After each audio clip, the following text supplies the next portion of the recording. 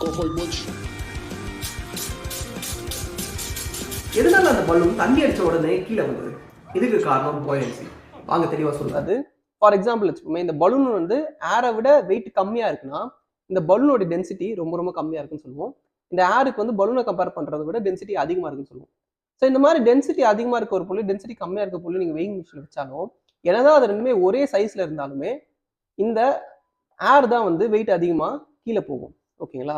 இதே விஷயம் தான் அந்த வீடியோல நடக்குது. அந்த வீடியோல இருந்த பலூனோடைய டென்சிட்டி, அதாவது அந்த பலூனோடைய வெயிட் வந்து சுத்தி இருந்த ஏரை விட ரொம்ப கம்மியா இருந்ததுனால அந்த ஏரை கீழே தள்ளிக்கிட்டு அந்த பலூன் வந்து மேலே போகுது. ஓகேங்களா? இந்த மாதிரி ஒரு ஃபினோமினாவை தான் நம்ம buoyancyன்னு சொல்லுவோம்.